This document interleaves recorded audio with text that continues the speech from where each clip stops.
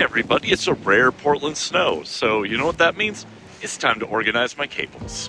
About 6 months ago, LTT sent me a set of cable organizers, and I never got around to making a video about them. Not because I didn't like them or that they're a bad product, but because I didn't want to go through the pain and agony of just organizing my setup.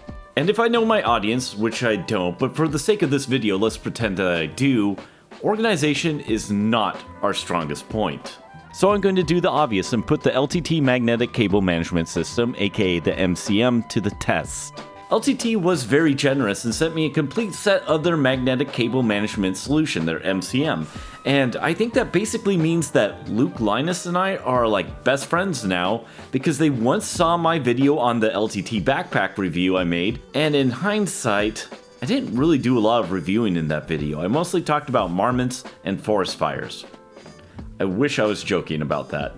In all seriousness, a humble thank you to the LTT staff who made this happen. My setup is not an easy one to tame. It's not extreme, but let's run through all the components. This includes and is not limited to 5 computers, speakers, home theater receivers, 2 displays, 3 MIDI controllers, 2 audio interfaces, 5 external drives, USB hubs and devices, Ethernet, power banks, hue lights, and on screen is the entire list of all the things that need to be organized. Every last one of these things has cables. The centerpiece of my setup is a steel McDowell & Craig tanker desk manufactured in the 1950s and used by my grandfather. I'm not one for sentimentality over inanimate objects, as they always can be replaced, but I do have an attachment to this desk. The main takeaway here is that my desk is steel and the MCM is magnetic, although I will be using the MCM on wood in this video as well. On that note, let's do the obligatory product overview. The system's very straightforward. The main event are arches that come in 4 sizes, 3 of which LTT sent me, the small, medium, and large. The magnets are surprisingly strong, as I can open up my desk drawers just by attaching these. Here's a fun demonstration on how strong these magnets are.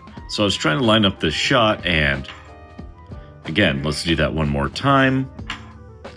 You can just sit here and watch these things get scooted because of the magnets. Yeah, I know, you get it. These magnets are really strong, but I have in my hand the smallest arch, and in my other hand, my Cloud Lifter preamp.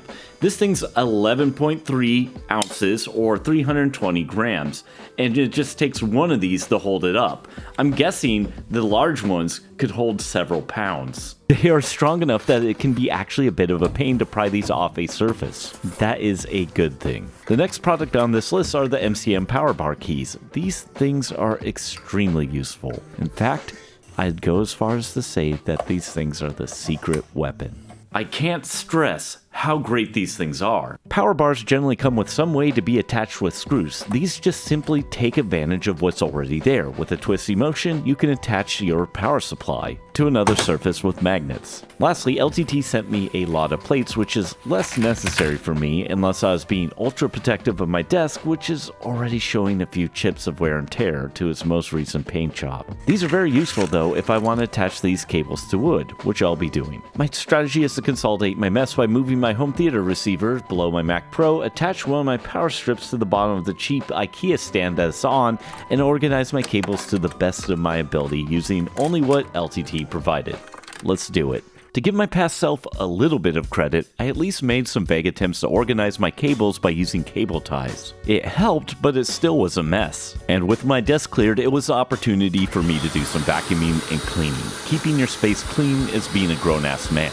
And here's a photo of my setup completely dismantled. With everything laid out like this, you can see that it's not unmanageable. The very first thing I did was tackle my Ethernet situation. My strategy ended up being tucking the Ethernet cable in the space between the bevel and the garage floor lip. I used painter's tape to secure it, but I will need to revisit this in the future to make it more clean. Once that was done, the next step was to attach the power bar keys to my surge protectors. My first surge protector is a Belkin that I've had for 10 or 15 years now, and it served me well. Just twist and slide it in and it's good to go. My second surge protector is kind of a curiosity since it is pretty old. I've had this thing for probably 25 years now. You can really tell its age because it has phone line surge protection. This Surge Master power supply was fairly expensive back in the day when I bought it. It was insured for something like $10,000 worth of damage. Just to prove that the internet ruins everything, if you go to eBay, you can find some of these and people are trying to list them as rare now. The larger surge protector is just going to be attached to the back of my desk, whereas the smaller one I'm going to attach to the bottom of my cheap IKEA furniture. This is where the magnetic plates come into play, which is a key for people who don't have metal desks. These are nice as they do have adhesive backs, but I'm not even going to mess around. I'm just going to bolt this thing down.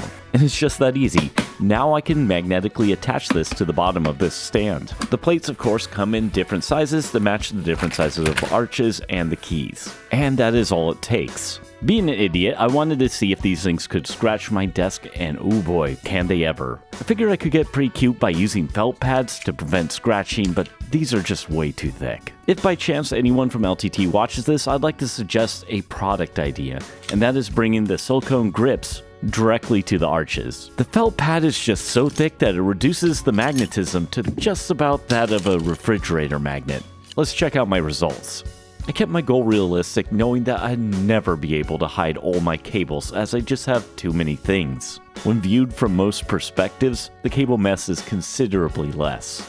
I'm sure a few people are going to roast my cable management as that's just inevitable, but I went for functionality over presentation as it serves as both my workstation as I work from home 3 days a week and as my creative outlet for things like YouTube and music. I still consider my setup a work in progress, and this is a massive step in the right direction. There's definitely some work I could do behind the computer, but that's for another day. One place I feel like I did particularly well is with my Power Mac G4, as the computer's located several feet away from any of the rest of my electronics and it's functional. I already had this one fairly under control, but the MCM made it just that much better. Yeah, you probably already know I'm a pretty big fan of these, and that's because LTT drove a money truck to my house so I'd review them and give them positive marks, even though this video will only get 5,000 views. That's sarcasm, guys. They sent me these for free, that's it.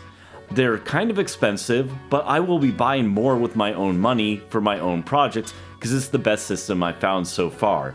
I feel like the one thing you should buy are the power bar keys because those are going to be probably the first step and probably the most difficult thing you'll have to mount. You can always get clever with cable ties in other places and then upgrade later. So that's where I'd start if you're on a budget. Otherwise, get as many of these you can. They're fantastic. Again, thanks for watching and thanks to my Patreons.